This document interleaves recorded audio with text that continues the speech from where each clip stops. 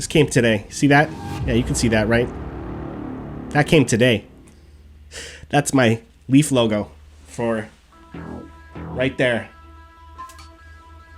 But a little too little too late.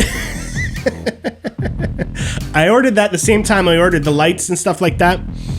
But Amazon, I mean, you know what I mean? Sometimes things are delayed, and that was something that, like, even when I ordered it, it said it wouldn't be here for a month or so, but, like, I didn't really pay attention to that. I just saw what I wanted, and I clicked buy. The lights came within a day or something like that. These ones behind me here. But that wall decal there, or decal. Is it decal or decal? What would you guys say? I don't know. It's a toss-up. How long have I been streaming for on Twitch? I've been streaming on Twitch since I think it was like the beginning of October or the end of September last year. Before that, I was on YouTube, but even then, I only started streaming live on YouTube in May of last year. So I'm a little past a year being online. Hey? Not bad, eh? For a year? Hey, come on, man. We got lights, we got jerseys, we got more lights, we got cool cameras and stuff now. Hey, man, right, Brayden? You know what I'm talking about? Come on, man. Come on. It's looking good. It's looking good. We polished this thing up in about a year, huh? Looking great. Paschal is better than Matthews. Get out of here, son. Get out of here. Look, man, playoffs are a different beast. We all know that. We all talk about it all the time, but it's another thing to live it. And I don't know how you find how you find a way to rise up above that. They clearly got the yips in the playoffs, you know? So they got talent. I know it's there. It's not gone. It doesn't just vanish. It doesn't, evaporate. They're not just talentless bums in the playoffs. They're not.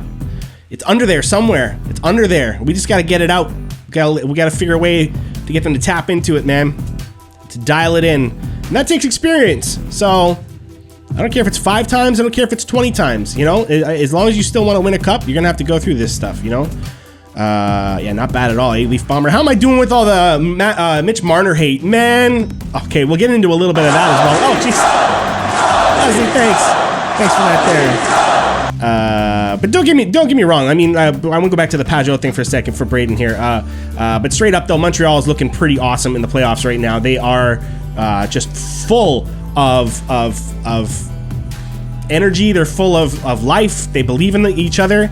I don't know what happened after Game 4, man. Right? I don't know what happened after Game 4, but something woke up at the Habs. Because they did not look like this in Game 4. And you know it. If you're a Montreal fan right now, and you're telling me that you had full confidence in them after Game 4, you're lying to yourselves. Full confidence? You might have had full belief, right? We know about belief around here, right? We know about beliefs, okay? But no Montreal fan was certain they were going to win after Game 4. I don't care what anybody says, right? But they got it done. They figured out a way, man.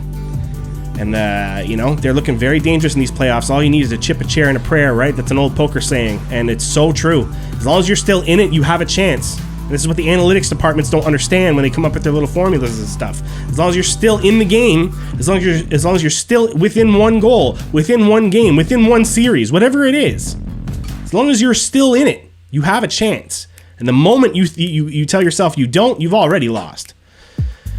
Right? So Montreal doesn't seem to want to do that. So my goodness, they're looking good. It's a shame. And the Mitch Marner hate, I mean, come on, man. Come on. Again, it's the same thing, right? They got to tap into something that is there.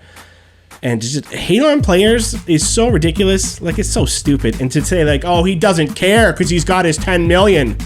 Look at him in that penalty box after the over-the-glass shot, right? Look at him on the bench in Game 7. Look at any of those players on Game 7 and tell me that they're just in it for the money. That's such a stupid take. Such a stupid take. Even if you care nothing about the Toronto fan base, even if you care nothing about the Toronto Maple Leafs organization, even if you care nothing about everyone else on your team, and there are players that play like that.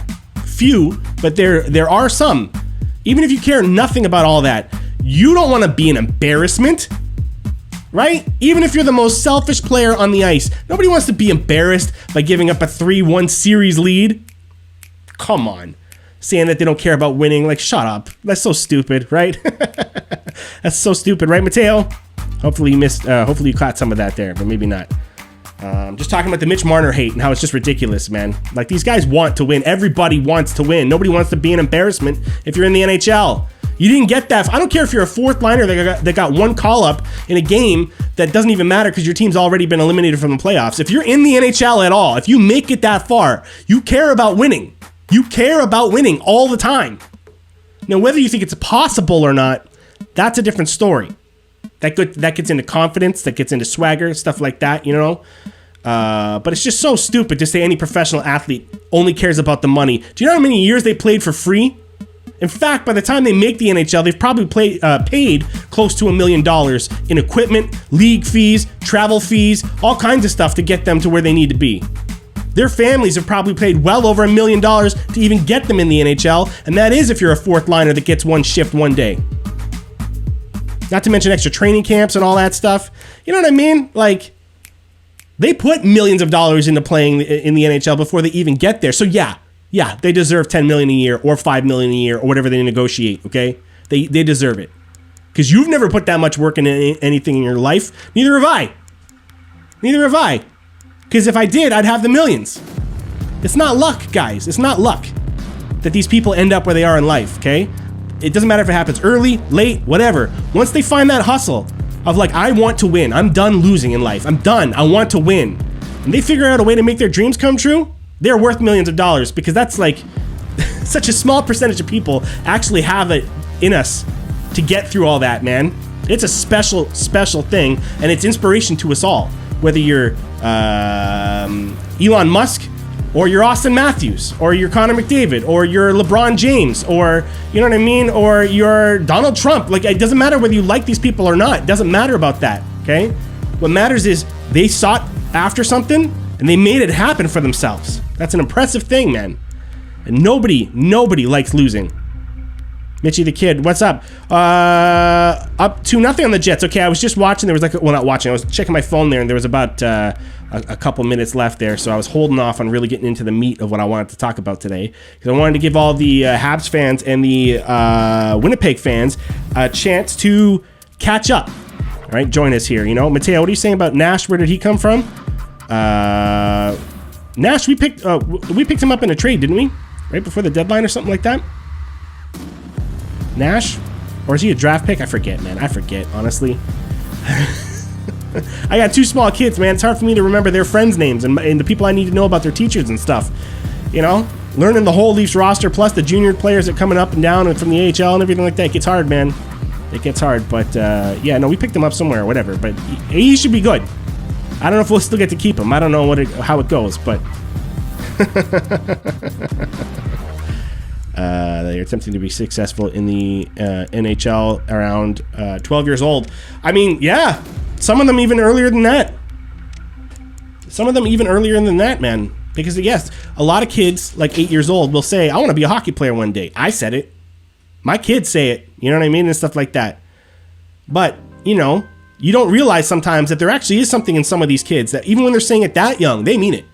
Like, they've decided it's going to happen, and they mean it. But you don't know that until they've lived their life long enough to see them achieve it, right? But, yeah, achieving a dream is tough, man. You know, it's so crazy. We need to trade Marner for Chara. So you got to be kidding me with that one. So I know you are. There's no way you're serious about that one. But that made me laugh. So well played.